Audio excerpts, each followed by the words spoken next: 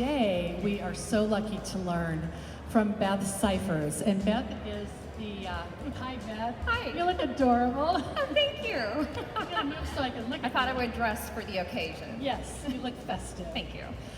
Beth and her husband own a farm outside of Salem, Oregon called Crowley House Farm.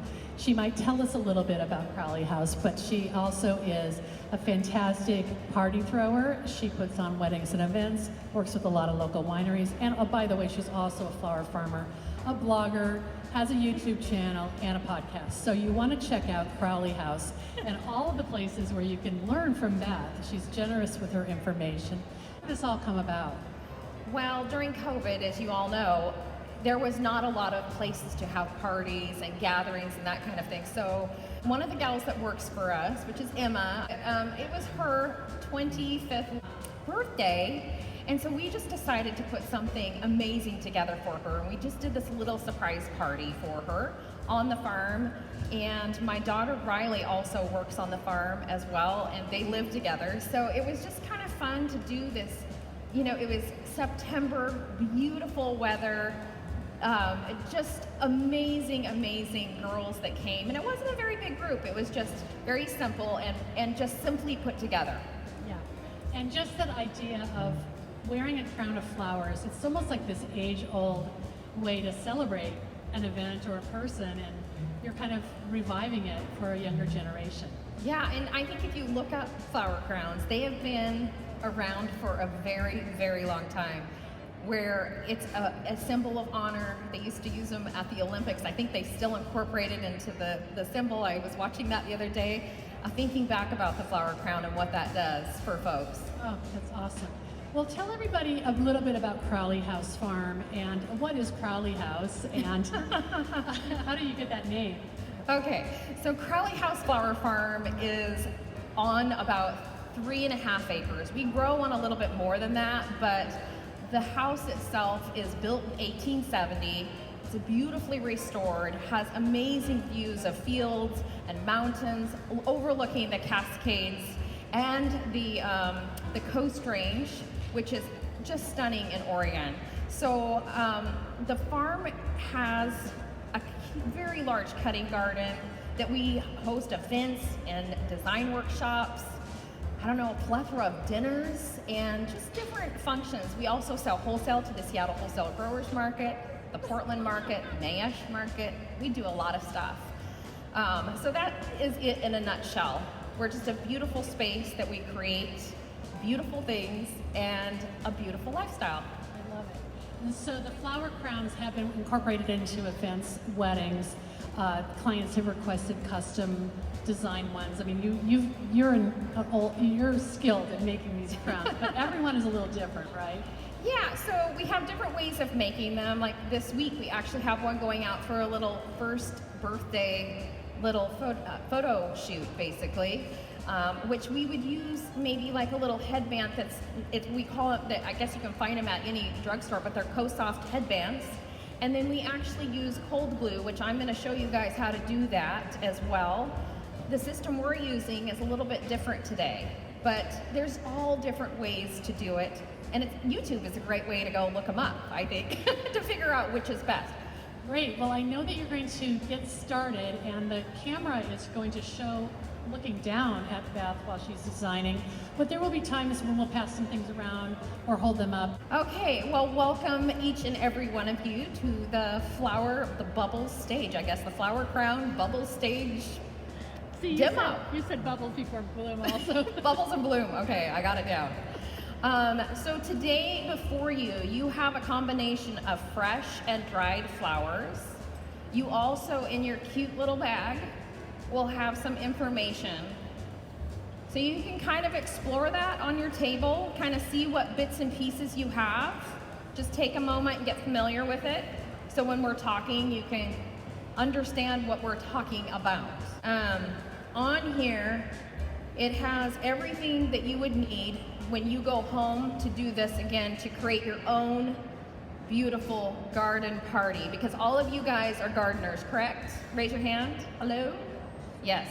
You've created these beautiful spaces that we want to share with others. So by doing this as a class, you're going to be able to invite friends, just as I have done, in your own space and share it together as a little garden party. That's my hope for you, at least, is to be able to share your beautiful space. So in this you're gonna be able to take that home, and it's gonna be able to tell you exactly the steps you need to take. You're free to copy this if you need to and share it with your friends for your own garden party. On your tables, all the little pieces, we're just gonna go through them really quick, and then we're gonna start on our crown, because I know you're excited to do that. So we have a little bit of oregano. It's kind of this purple. Now the reason I did two different, so we have fresh and we have dried. And the reason I did that is to show you that you can do a flower crown for anybody, any time of the year. So we have some of our dried bits that we've kept from last season's garden. So we have oregano, dried oregano, some dried straw flower, some dried wax flower, super pretty. We have a little bit of lavender, and that's to create a little bit of smell. If you're allergic to lavender, toss it over your shoulder. So the lavender, a lot of times in any crown that I do, I try to incorporate something that just brings the smell of the garden in. Obviously, if you're allergic to it, don't do that, because that would be bad. We have a little bit of heather that just kind of acts as a little fillers, and that's a fresh one. And then lastly, we have some eucalyptus.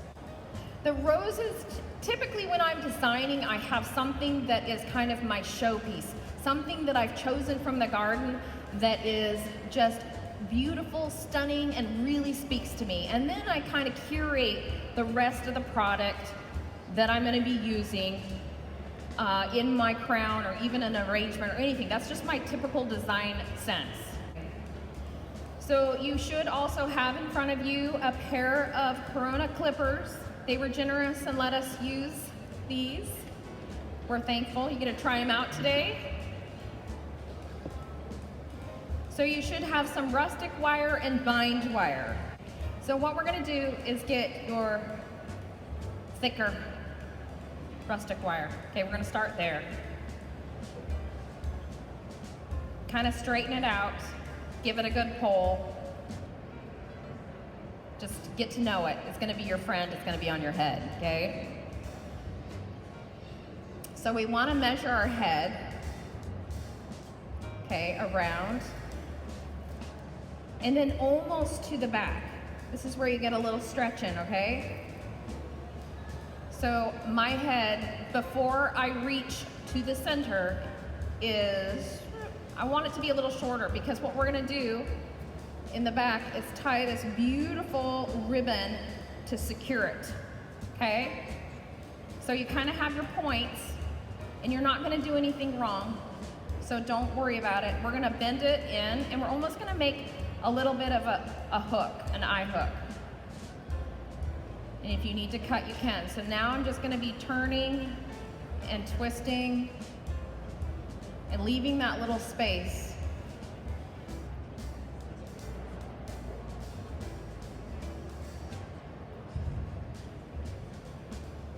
Can you see that?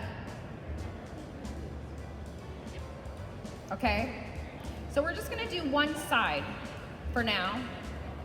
You can do the other side if you want to, if you feel comfortable, but we might do that towards the end, just so that we have flowers going almost to the end. We're not gonna go all the way, but sometimes what I'll do is just kink it over at the spot that I want, and then just kind of remeasure again. Again, it doesn't have to go all the way around your head. Just kind of get it to where you think it's comfortable. So our next step is to take the thinner wire. Now this is tricky a little bit, or I've had this happen before, so I want to explain this to you now, but there's a little paper coating over your wire, okay? That sometimes the paper coating can come off. It's not the end of the world. You do not need to panic. You just keep working without the paper on there. We can cut that off later. But what we're gonna do is just attach it to the beginning of so almost like a bread tie. You're just gonna twist that on, okay? No, I just twist tied it like a bread tie, okay? You're doing great.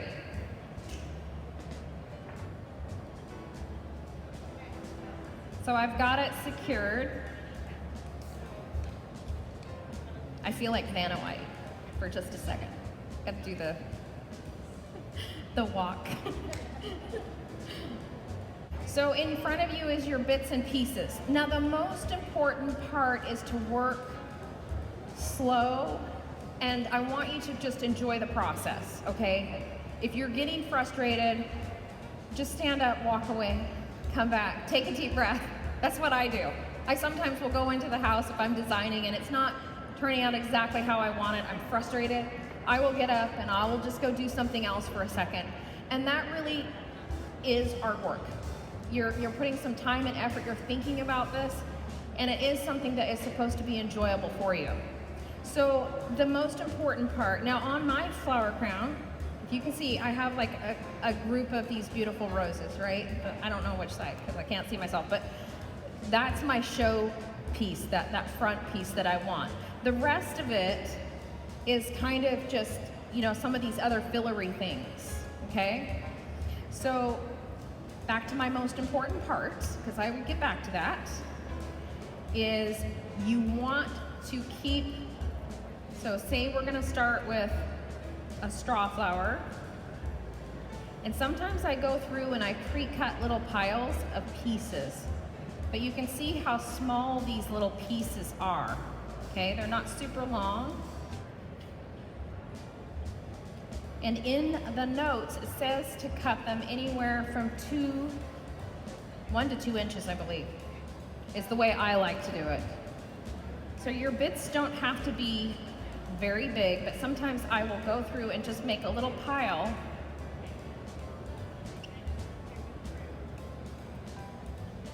of my product. And it's almost like you're doing a recipe, okay? So I have my little pile of oregano. I have my little pile of straw flowers. And you can see that the stems are not really long because that's gonna make your life a lot easier in the end.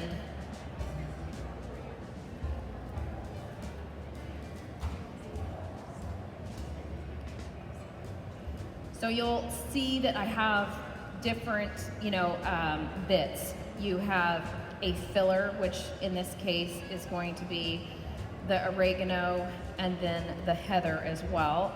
We also have something that's like more of a kind of an airy, in this case, it's going to be the eucalyptus. It's going to be a little bit more whimsical feel to it. And then the wax flower again is another kind of fillery flower. So I've just created these little piles of bits that are in the length that I'm looking for.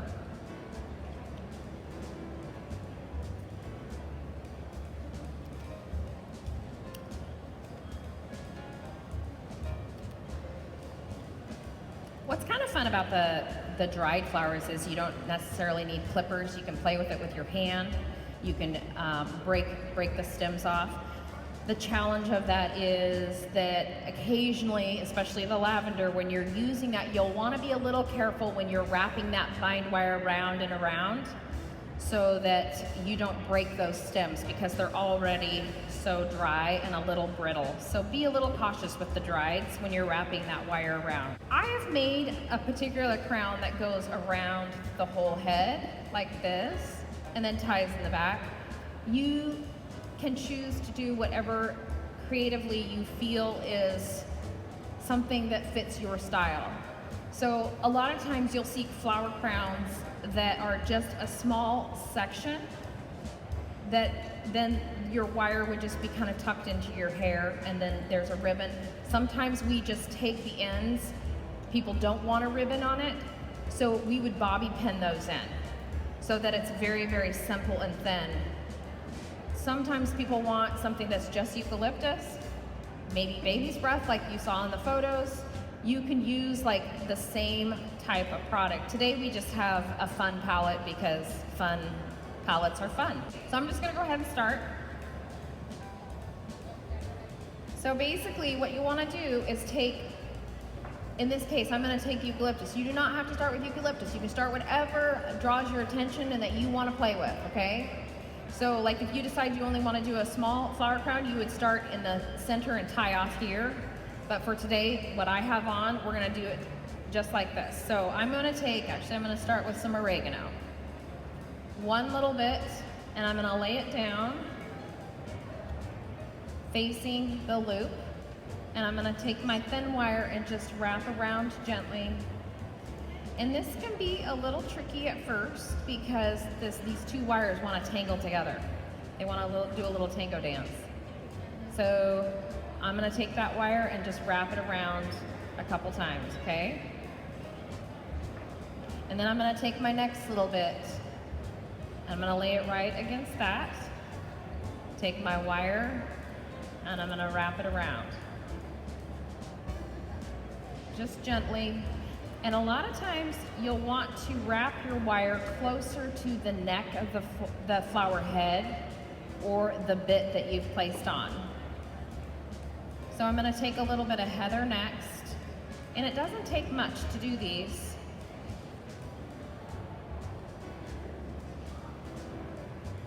And I'm going to wrap that on. It's really that simple. You want to make sure that you're covering it somewhat so that you don't see the green. But in the end, I find that a little bit of green showing, by the time you have everything covered in here, it just turns out beautiful and it doesn't really matter. But yeah, your goal is to kind of just at least get the wire wrapped around each individual stem.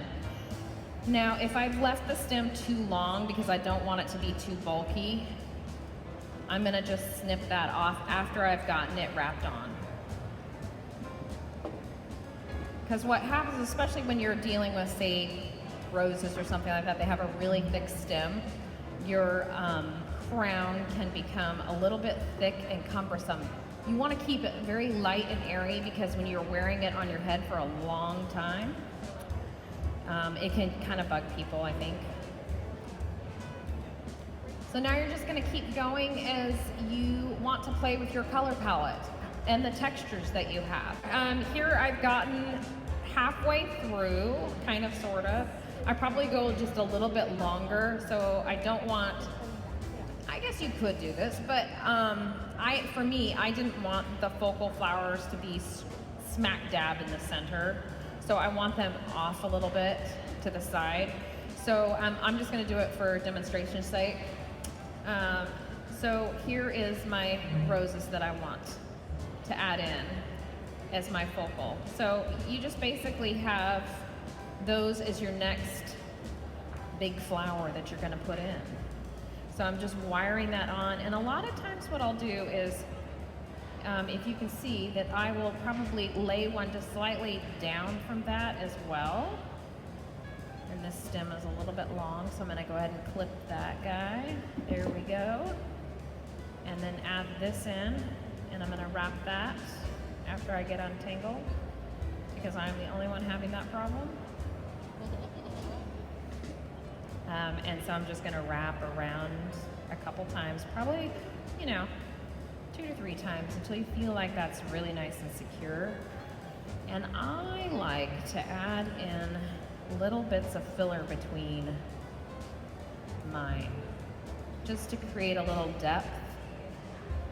So I'm going to wrap that guy on first before I add my last rose that I'm going to have my focal chunky bit.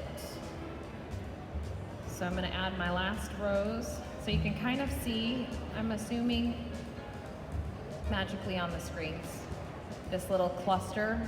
You could do this with like anemones, ranunculus, roses. You could do a large peony. If anybody follows me on Instagram, I posted a beautiful head crown talking about the class today, which it has a very large, I think garden rose or peony, I can't remember. I should know. But anyways, beautiful pink, I think it's a garden rose, big David Austin rose right front and center, and then it's very small and whimsical around the side. So that would be your focal flower. So that's kind of what I'm doing here, is just having this big chunk that draws the eye. And then I'm just gonna keep working around that with some filler flowers. Just to kind of soften the edges.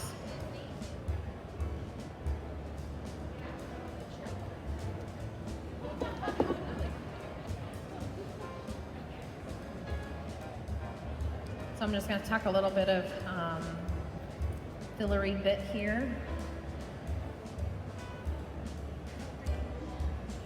It's amazing we live in the Pacific Northwest where we can have flowers and foliage and textures that are blooming almost year-round, or actually I think year-round. In my case, on my farm, we have had flowers year-round, which has been amazing. As a farmer, that's something that's a little bit tricky to do. It takes a couple years under your belt, unless you're just like, you know, a newbie that is amazing and beginner's luck. Happens to some folk, not me. So I'm pretty proud of that this year. So I do hope that you guys do take the time to hopefully incorporate this again into your life. I know for my farm, sharing the beauty of our garden with folks has done amazing things, not only for me, but for the folks that come experience our farm. That I'm not the only one that gets to enjoy the gardens in the morning, in the evening as the sun sets, that I'm able to share my flowers and also share the bounty of our farm. We grow a lot of not only flowers, but vegetables. We grow, this year, my goal is to grow about 95% of our own food. So I have a challenge ahead of me. So not only do we raise meat and eggs, our own meat, eggs, veg, canning, we also have beauty out the door all the time.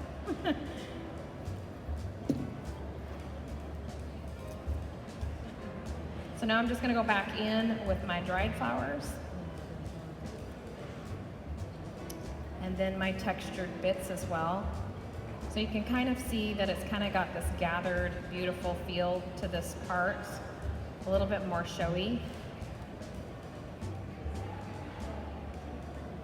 And there's nothing fast about this. I feel like, you know, a long time ago, people would gather and do quilting. How many do quilting? Anybody?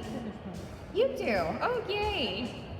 So I feel like, you know, growing up, I kind of came from a very large family. There was 12, I have 11 brothers and sisters. And we grew up without a TV. So we would just basically do things like this in the garden, from the garden, just entertain ourselves. But I feel like this is an easy way to incorporate that gathering at the table, gathering your friends, good fellowship. I've heard a lot of you guys just having really good laughter, fellowship, talking, and enjoying what you're doing because it's kind of mindless, it's kind of relaxing, and yet you can still have a conversation, have a good glass of wine or coffee, tea, whatever, and just enjoy having people around you, which I think we've all missed very much. At least I have.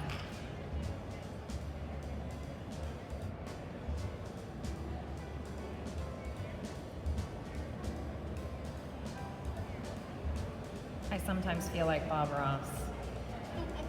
A little bit of this, a little bit of that. That looks amazing. Ah, yes. Oh, my son's really into Bob Ross. I think he falls asleep to him every night. But it is true. I think our gardens are a palette for us to pull from when we're doing things like this, or even floral arranging.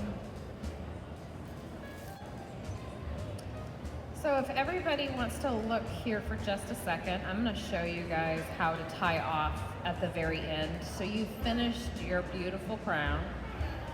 A lot of times I'll just take it and loop it under and then kind of pull it tight, gently, and then just kind of wrap it around the rest of the way 5 times. And this is where I'm gonna go ahead and take my thicker wire and just wrap it and finish it. For this particular, what I'm gonna do here is I'm gonna show you how to glue on something. If you do this prior, it's not gonna hurt anything. I'm just, for example's sake, I'm just gonna show you a different way of doing it. So like, I don't like how that looks right there. So it's kind of glumpy, right? So I'm gonna fix that with some glue.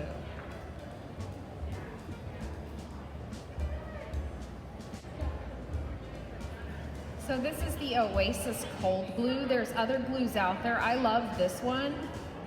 This one, you generally, when you're placing your larger flower on and you're cold gluing it on, you have to hold it, and I count generally to 3 seconds, sometimes longer, depending on how old it is.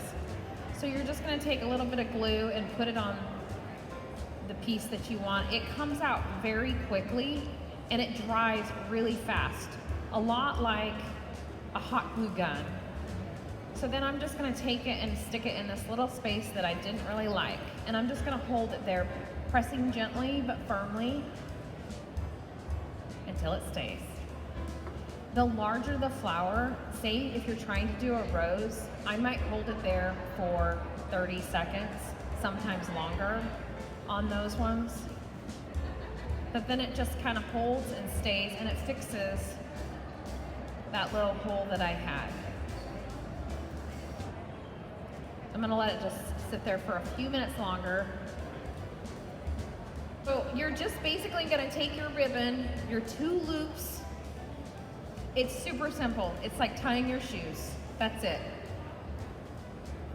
And you're just gonna feed it in through both sides. And again, if you were home and wanted to do a bobby pin or something like that, you could do that and not have ribbon. But there is something magical about dancing in a garden with a head halo and ribbons dangling down, blowing in the wind with your dress flowing. I don't know, I've done it, so it's pretty cool.